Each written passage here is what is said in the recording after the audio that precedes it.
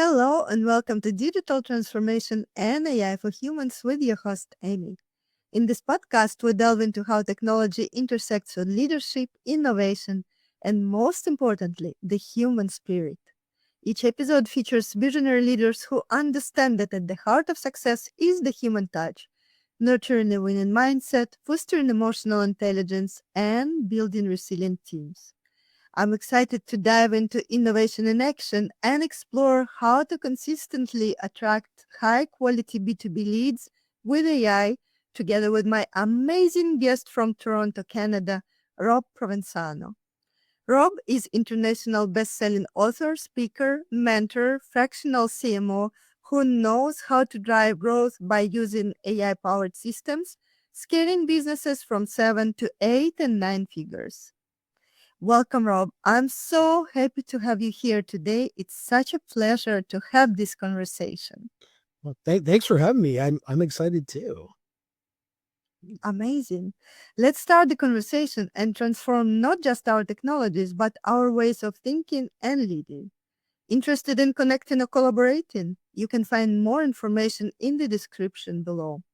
Subscribe and stay tuned for more episodes. I'd also love to invite you to get your copy of AI Leadership Compass, Unlocking Business Growth and Innovation, the definitive guide for leaders and business owners to adapt and thrive in the age of AI and digital transformation. Find the Amazon link in the description below.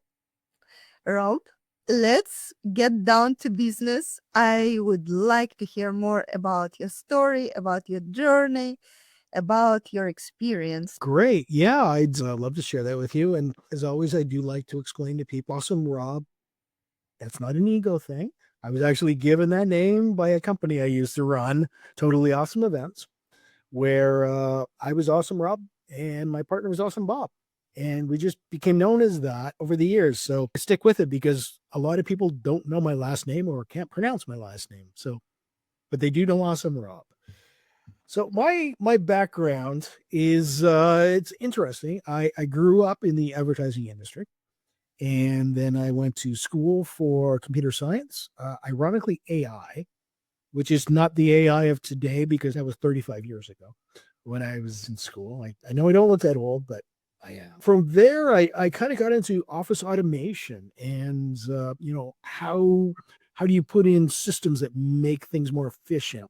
How do you make them better? How do we innovate what we've been doing for years in a way that doesn't totally disrupt the entire culture, although there's minor disruptions? And how do you use the technology and the innovation to scale people? So that's where I really started. Went from there. I worked with a lot of accounting firms to do corporate recovery for some of their clients, putting in accounting systems, whatnot. Then I worked my way up in the IT world. I was a director at a Fortune 500 company. Subprime issue hit. And a lot of us got laid off because we were heavily invested in subprime mortgages.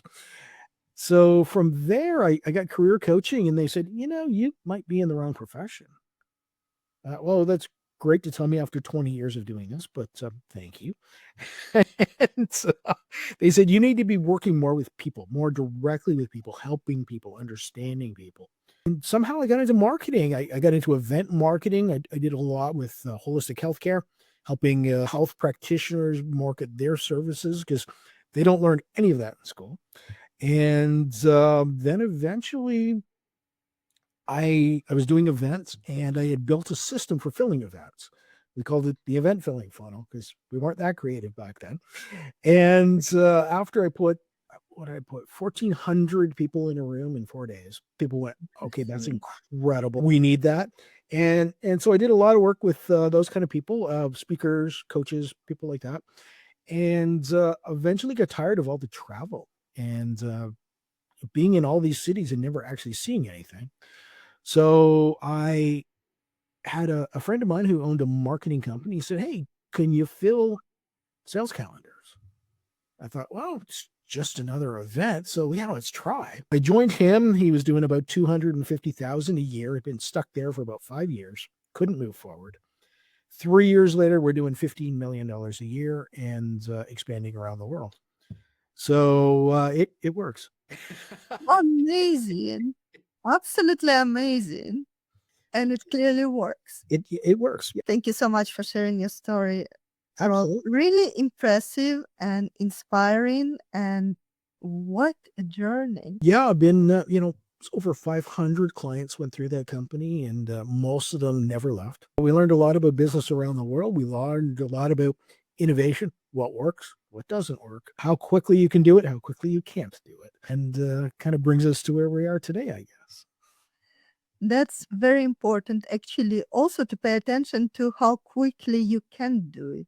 Because a lot of people expect miracles same day, and there are so many stories around it, and not all of them are true stories. So a lot of people get that situation where somebody is misleading them, and when somebody is misleading them, they just expect something unreal and get disappointed and probably drop off before they should and before they give it a chance.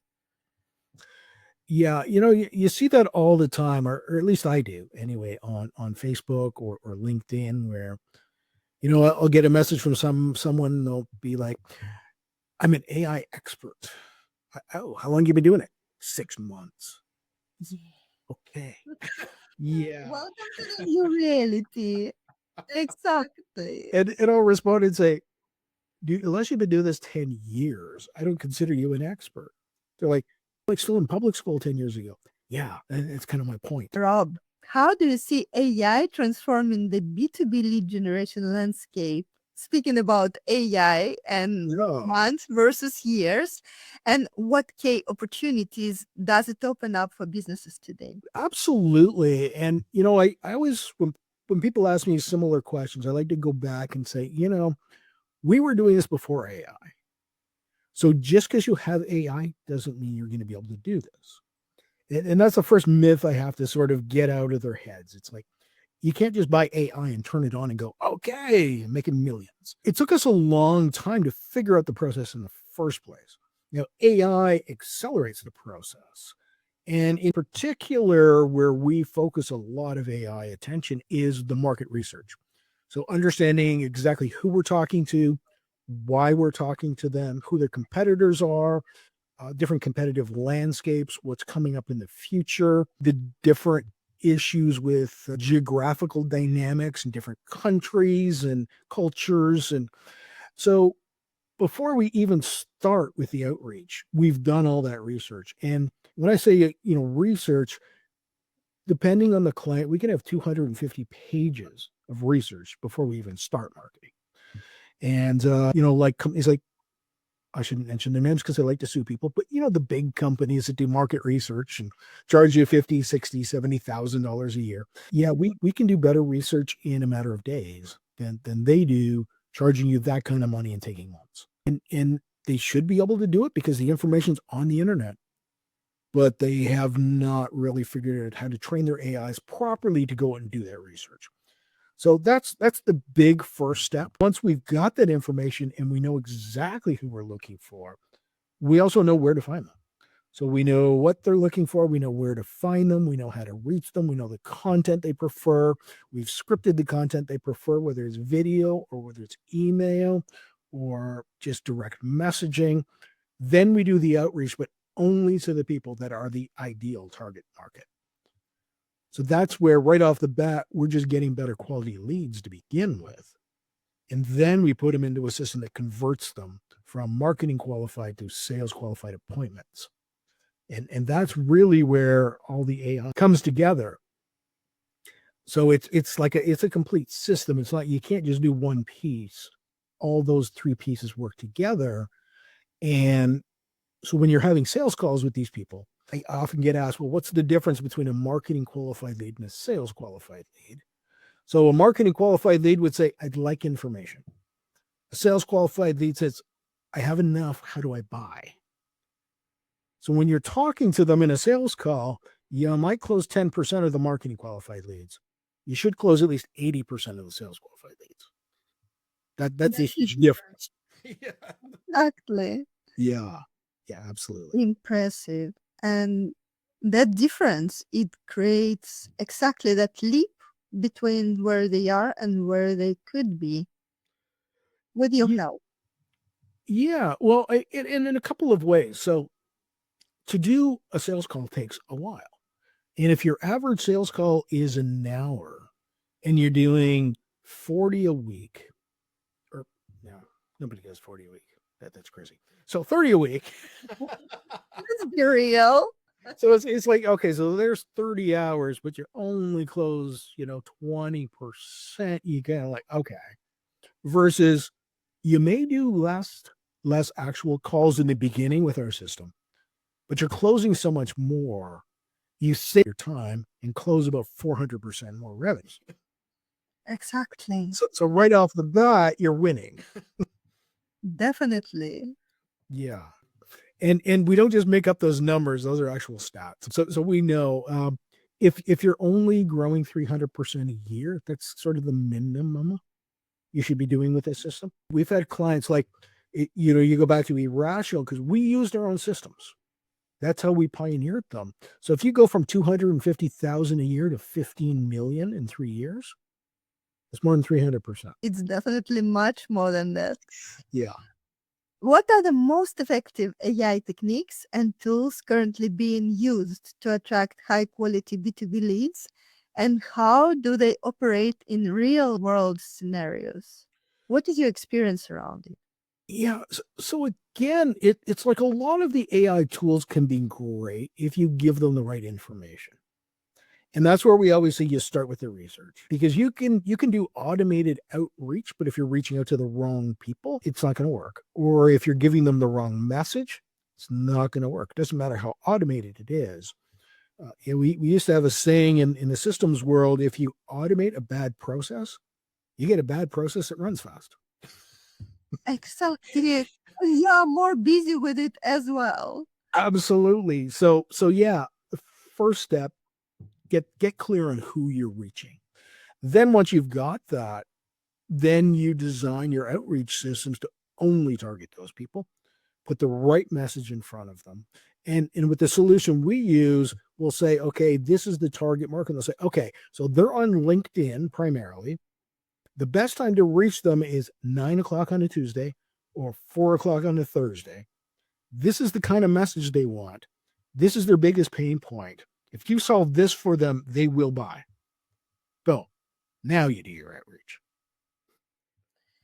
Data is everything. It It becomes really is. so much easier when you understand what you are doing. So you are putting your effort in the right place. Yeah, and that's the difference, I guess, between us and a lot of lead generation company. And I've talked to a lot of these guys, and they're saying, "Well, let me show you how my system works." Okay, so we're going to do this outreach on LinkedIn. You have to tell us who to reach. Oh, okay. What if I'm wrong? Well, you told us, so that's who we're reaching.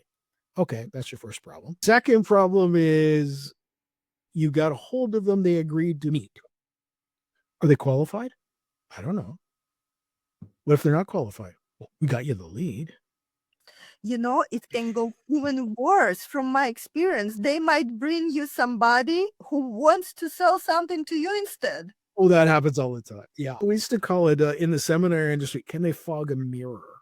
Which means, are they alive? Yeah, great. They're a lead. No, well, they're really not. You don't want the host. It's more a question of not inviting the wrong people than it is just getting the right people.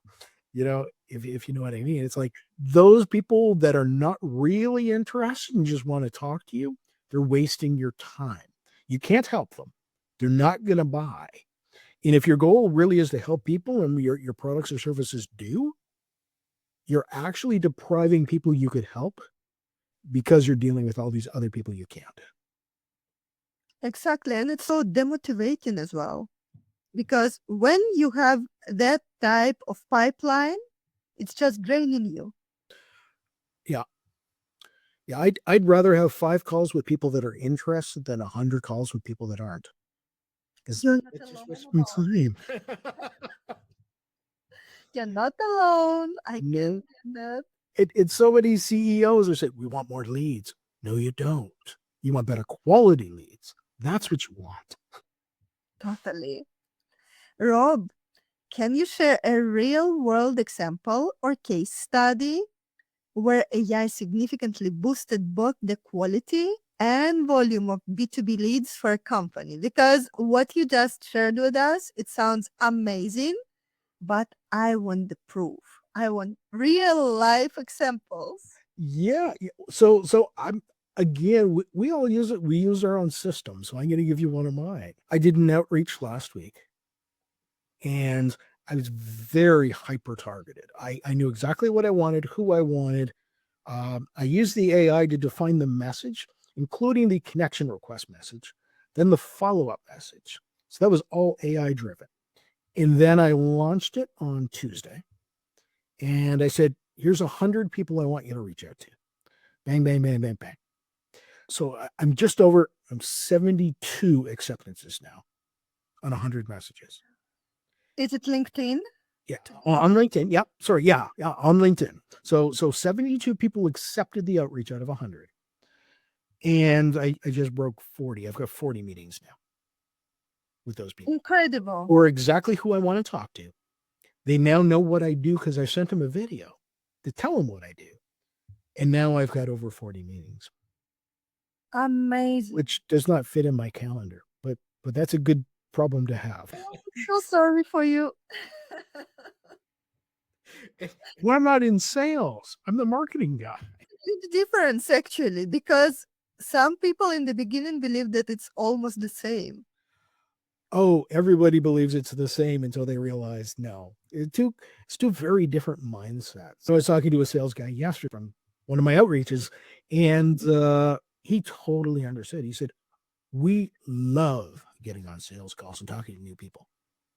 I said, I don't. I would rather sit behind my computer and send out really cool videos that AI helped me create.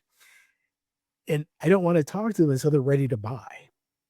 He goes, that's why you built this system. I went, that's exactly why I built this system, because I don't want to talk to them unless they're ready to buy. That's so true. Yeah. But that's the difference in the mindset and in the skill set and in the definition of what you want to achieve. Because that's the definition of efficiency in itself. Yeah. Now, what's interesting, though, I talked to him, he said, oh, we love getting on calls and going, toe to toe and seeing if we can convert people. And I said, what do you think about cold calls? He goes, I hate cold calls. Like, none of my clients make cold calls. I said, what? How do you get people on? I said, it's all automated. None of my clients make cold calls anymore. We've completely eliminated that. Then he was like, tell me how I get this. That's so factual. It's not the future anymore at all, and not even the present. No. Because you have to use technologies and be smart enough to adapt them and adopt them in the right way to avoid that inefficiency. Yeah. Well, and then, like there's also an element I always bring up because people say, well, do you have one of those fancy phones? I'm like, yeah, I do. You see, so people can call you. I said, no. You mean no? No one has my phone number. I don't give it out. Why? You don't want to talk to people. Sales guys love to give out their phone number. Try and get a CEO's phone number now. They don't want to give you their phone number. They don't want to talk to you. No. It's not that they don't want to know what you're doing, but it's like, book an appointment. So anybody can get a hold of me online. I just don't want you phoning me. Especially now that we're, geographically dislocated. Somebody in Europe says, hey, Rob, we should talk. I'm like, dude, it's 3 a.m. I don't want to talk to you. So again, it's like, okay, we've got technology. Now we need to learn how to use technology properly. And it's similar with AI. It's great we've got it. Now let's learn how to use it. I love this point. Let's pause here for a second. Yeah. So, what are the common challenges businesses face when integrating AI into their B2B lead generation strategies, and how can they overcome these obstacles? So the biggest challenge with AI in pretty much any implementation, but especially in lead gen or business communication, is it can do a lot of things very quickly. It can generate content quickly. Not enough people are actually spending time to review the content and say, should we be sending that out? That's the first challenge. So now there's sent tons and tons of messages, and I look at these messages and I get them every day, and they're like, hey, we can get you leads. I'm like, did you actually check my profile to see what I do? No.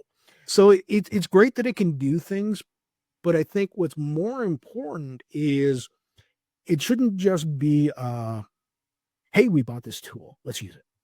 It's, okay, we bought this tool, let's learn how to use it. Let's figure out what it should be doing and how we should be using it properly. You know, you've got a toolbox, you need to pound a nail in and you pull out a wrench and go, I can use it. Well, technically, yeah, but a hammer would be better. Versus, okay, I've got this AI, it can crank out great content really quickly. Okay, but if it's the wrong content, you're actually hurting yourself. You're getting a bad reputation because you're putting out information they don't want, they don't need, they're not interested in. And there's no thought of this should be part of a process. It's like a one and done, spray and pray, as we call it, versus, hey, I've got a lead. Now what do I do with it? So that's like where our system comes in. We go, well, we educate them and nurture them. Oh, you can do that? Well, yeah. Can I do it now? No, it's kind of late. You've already blown that lead. So that's the biggest challenge. It needs to be thought of as a strategic project in the business plan, rather than just I'm going to buy this and do it because I bought it. If you know what I mean, if that makes sense. Exactly. This spray and pray approach, it is terrifying. And it takes so much effort, it takes so much energy, and then people is connecting more and more technological solutions and different systems and make it more and more complex. It's really not needed, and it is about clarity and understanding what you are doing, what you want to achieve, and finding that simplest way forward. One example I use with some people, they'll say, why don't you have a TikTok account? I'll say, well, because I'm in my mid-50s, and so are most of my contacts and clients. They don't want to see TikTok. Why would I use it? Oh, we can do this and can do this. I don't care. My target market is not on TikTok. My target market pretty much is on LinkedIn. That's where I'm going to be. So just because a tool can do something doesn't mean it's a good tool for you. That's so true. Yeah. How important is data quality and segmentation in driving effective AI-powered B2B lead generation? And what best practices would you recommend? I would say this is huge. And I was just having this conversation with a client the other day. And he said, maybe we should expand the parameters of the search. And I said, no, maybe you should shrink them. Once again, the same thing. Maybe we're missing people, they could be, like everyone's my client. No, they're not. So when I look at data, I look at it probably a little differently, having an IT background. I don't want everybody. I want the smallest data set I can possibly find to target market them. And, I said, like if you could tell me, I only want women who are 45 to 55, divorced, living in this city. I said, I can target them. That's easy. And that's where it gets to. Like when we do a lot of our stuff that we do, it's B2B. But it's B2B, selling high ticket items to, to companies that use a consultative sales approach, selling high ticket. That is our ideal target market. Or now we can also do B2C selling high ticket items. So like dentists, like the lifetime value of a client for a dentist is 20 grand. That's a lot of money. But that's different marketing than a B2B company, because you're using things like, search engine optimization, especially local search engine optimization, because they're brick and mortar. Whereas most tech companies nowadays, you can be anywhere in the world. It doesn't make a difference. So the more precisely you can refine and define that data, the better we can do with marketing campaigns. Even if we've got to run 20 different marketing campaigns, it doesn't matter anymore with technology. You can do that. It's easy. What you don't want to do is try and paint everybody with the same brush. They're all the same. No, they're not. and they will not respond to generic marketing anymore. They want personalized, they want customized, and you need to be able to analyze that data in order to do that. Exactly. I totally agree. Thank you. Because I'm a data person, so I know you have a data background. listen of my experience, and I relate to every word I hear from you. I know how much people don't have this perspective, and they're committing certain mistakes they could easily avoid by simply shifting the perspective and choosing another approach. Yeah, you're sort of one of the other big gotchas in this industry is the people doing the marketing tend to forget they are not the ideal target market. So they'll say, well, I don't like those colors. Yeah, but you're not the market. It doesn't matter. It's not for you, right? Yeah. Yeah. And that's what we used to get all the time, when in the marketing agency, and they'd say, yeah, it's very masculine. I said, have you looked at the data? Have you looked at the clients? 90% are men in this industry. Yes, it should look masculine. Another big one, and people didn't believe this when I first told them about this. So I said, if you're doing a consultation call, if it's for a woman, it's a roadmap. If it's for a man, it's a blueprint. They said, why? I said, because men won't follow maps. I love this. And they're like, seriously? I went, yeah, men don't follow maps. It's that simple. Men like blueprints, women like maps. Marketed that way. And they're like, dude, our audience doubled. I'm like, yes, it did. Because you used the right wording. Can you give another example of that difference? Yeah, so that was, that was what I use a lot. So I know that one. But it's so the different analogies you use. So men are into cars, although they won't follow maps. They're into cars. So if you're using an analogy with a man, you use a car analogy. With a woman, sometimes they go, I have no idea what you're saying. Okay, don't use that with women. Find out who the type of woman is you're talking to. Years ago, not so much anymore, but it's like, anything that had to do with child raising. Men didn't get it. And women go, oh, yeah, totally. I run into that all the time. And, one of the things we used to use in our marketing and we were targeting specifically women at the time. So we said, okay, women, you've raised your kids. Yeah. You've raised your husband. Yeah. You're now looking for something for you. Yeah. Great. We have something for you.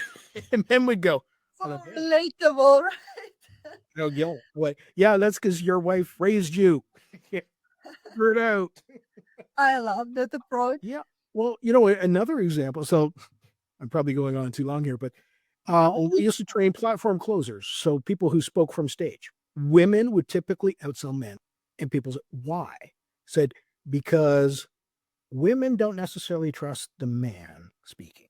Man just thinks the woman's attractive and he'll buy just because. And then whereas the woman will actually listen to what the woman has to say. And now we looked at stats on cruise ships. And if they put a female in front of the crowd, she always outsold the men. Same with platform closing. Every time, women outsold. Thank you so much for sharing. I love that conclusion. It was. We kind of, I remember training with Bauer, and he said, this is the way it works. And you kind of went, now that you think about it, I'd look at my stats from events and go, every time. Wow. Women would outsell the men from stage. Absolutely. Rob, in what ways can AI enhance the lead nurturing process from initial engagement to conversion for B2B companies? This is a great question because this is kind of the core of our system. It's great to do the research. It's imperative to do the research. The lead gen, almost anybody can do lead gen, not as well as others, but lead gen's not that hard once you know what you're looking for and where to find them. But now to take them from a marketing qualified lead where they said, I want more information, to they want to buy, we use video sales funnels. So we do the research and we say, okay, what are their biggest pain points? And everyone goes, oh, yeah, no, it's cool. I said, now here's where we enhanced it even more. As we iterated, what are the biggest pain points that they want solved, that they're willing to pay for right now? Now, hit them with that video. And if you I get love it right, we'll click.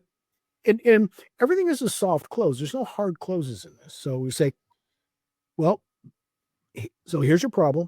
Here's why you're listening to me. Here's the solution. Here's somebody we've helped through this. If you'd like some help with that, click the button below, fill in a short survey, book an appointment. We'll see what we can do for you or how we can help you. And that converts like crazy because we've identified we know their pain points. We did the research. We're now telling them how to solve their pain, how we can help them, people we've done it for. Would you like some help with that? Totally. And I see so many salespeople and appointment setters, and it's unecological, overwhelming and deconcentrating. And, then you just will withdraw yourself from all those conversations, which probably could do something for you if they wouldn't be so pushy, so forceful, and so unecological per definition. Yeah. Well, part of the challenge with that is a lot of these VAs that set appointments, they get paid on commission. So their goal is to book that appointment, whether you're the right person for the appointment or not. And they keep going and going and going. And I get hit up with them all the time. It's like, hey, do you need leads? No, look at my profile. See what I do for a living. I do not need leads. No, but you do. We could help you. You haven't even saw what we do yet. And I'm like, okay, that's 8 messages. Go away. I don't want to talk to you. And imagine how they waste their own resources. Absolutely. Way. So people say, well, how does your AI compare to that? I said, it's a simple message. Hey, do you have this problem? We have this solution. Are you interested? And if you're not, okay. You go, but shouldn't you push and get the appointment? I went, no, because if they're not convinced we have a solution for them that they want, we don't want to talk to them. It's not like there's a shortage of leads out there. There's 7 and something billion people on the planet. How many? And here's where I go back to people all the time and say, how many sales do you need a month? And if they're high ticket, like 10,000 or more, I say, okay, so 10 sales is an extra $1 million a year. Yeah. 10 sales a month is an extra $1 million a year. Yeah. So why are you pounding all these people to death? You only need 20 appointments at most, because if you don't close at least 50, you need sales training. They're like, yeah, I really only need 10 sales a month. Yeah, that's it. So how many leads do you need? Not everybody you're chasing. No, exactly. And it becomes so much more harmonious and balanced. And the process is more enjoyable on both ends, and the results are speaking for themselves, of course. Yeah. So it is such a huge difference. I would love more appointment setters, VAs, and their leaders listening to this interview, this conversation, to finally learn something and change their approach and become more impactful, more efficient, and actually persuade people in a different way without being forceful. Well, ironically, so a lot of times we'll say to VAs, listen, I hate to tell you this. We don't need you anymore. This does everything you do. Why don't you go and retrain yourself on AI, on how to do these things? Because your job is not going to exist in the future. So start now. No, it's going away. How can you add value? Value. That's the key word. And that's the secret sauce of everything. Because if you are not generating value, you are not going to generate results. Specifically, we can talk about long-term sustainable development.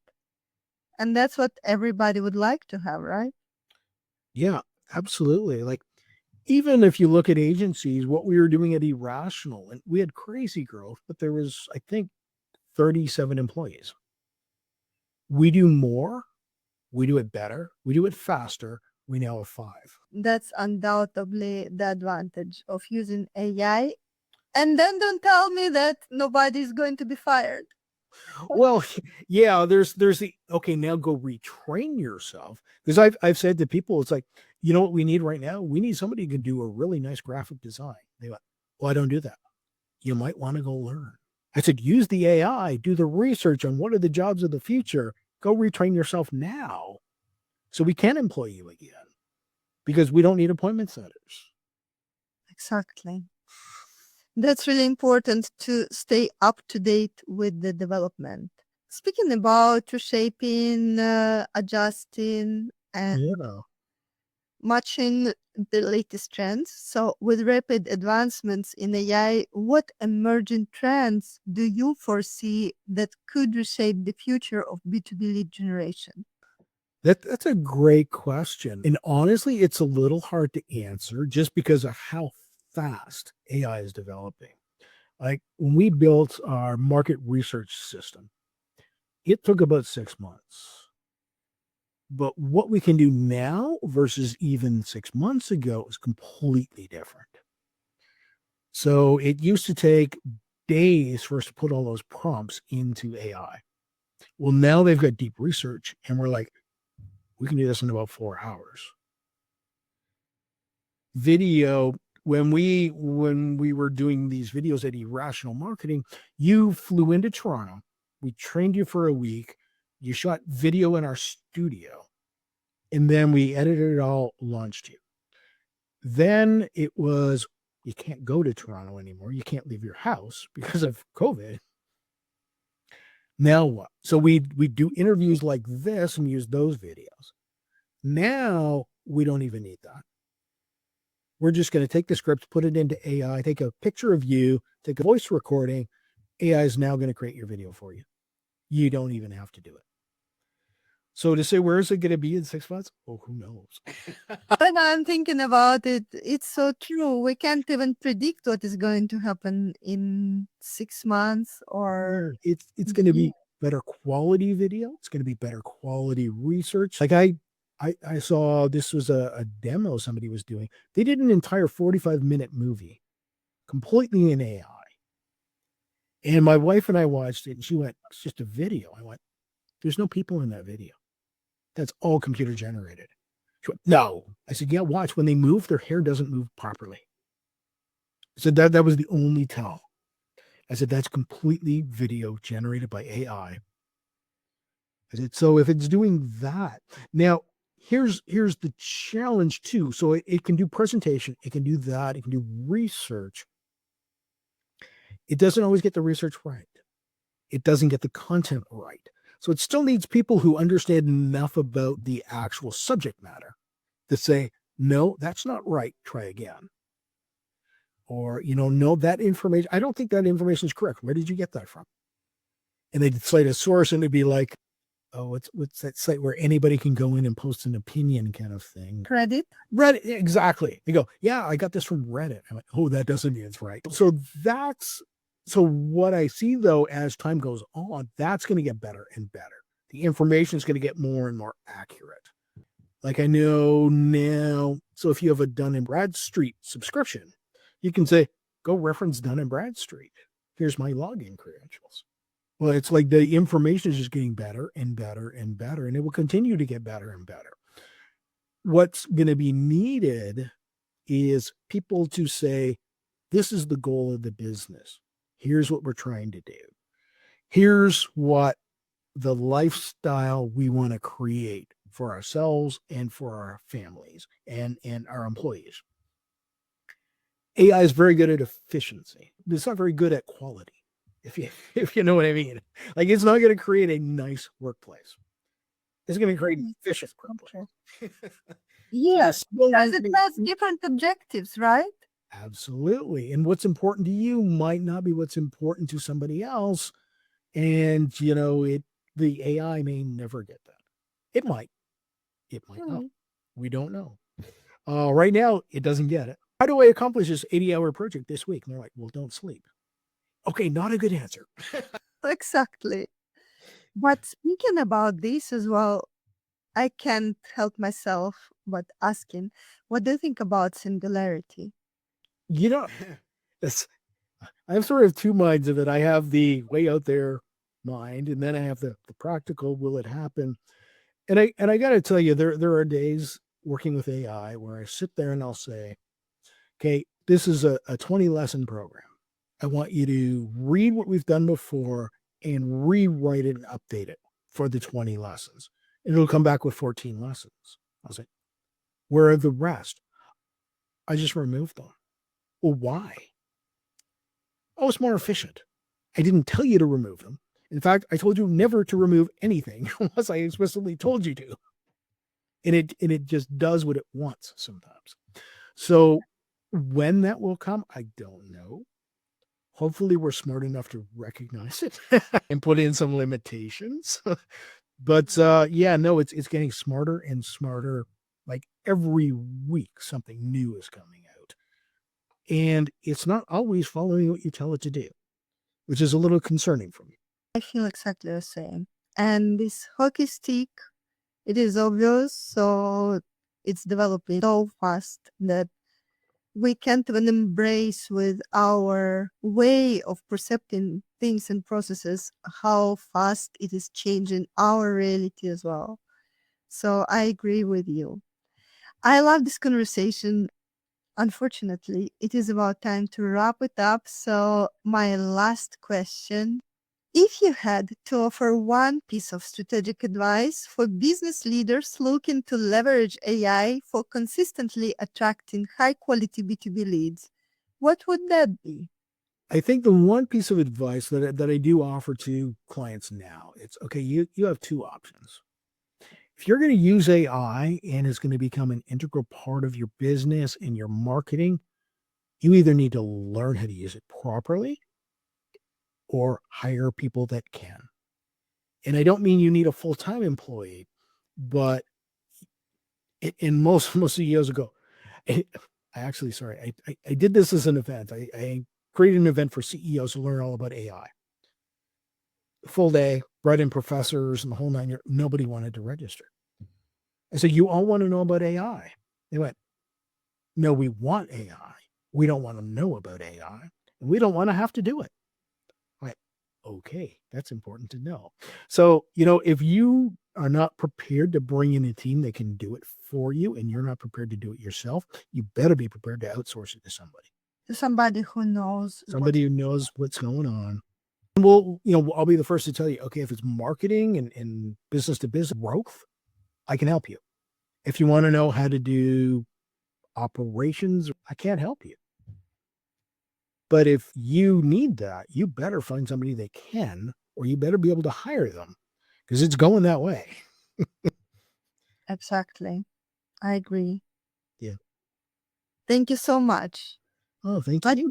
then I just need to ask you this follow-up question. Okay. Leaders that top leaders don't want to learn about it, how to engage them because they are in charge for certain decisions and still need to learn, even if it's difficult, even if somebody else can learn and they can let somebody else implement everything and run that AI agenda, but how to support them and give them enough information so that they can take informed, critical decisions. It's actually a great question. We just ran into this recently as well. So the final decision maker is typically, the CEO or CEO, COO, possibly even the CFO.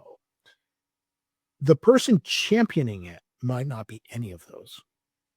So you need an internal champion in the company because the CEO really doesn't want to know. They want to know it's done.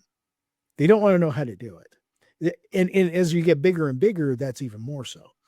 So a lot of the people that we've been partnering with lately are the head of sales or chief revenue officer, VP of sales, because they look at this and go, wow, we want the results. We'll drive it through the executive. Whereas the executive will go, yeah, we want the results, but we want the results. Like we don't want to have to understand it. Exactly. So it really helps to have a champion within the organization. Now, in some functions, that's going to be your chief information officer because they're going to say, hey, you want all this information? You want all these reports? We can't compile all this. It's too much. We need help. So that's where that could be a champion. Even the CFO saying, man, we've got so much data to analyze these days. We can't do it alone. They might champion a piece. So it really depends on the application of the AI.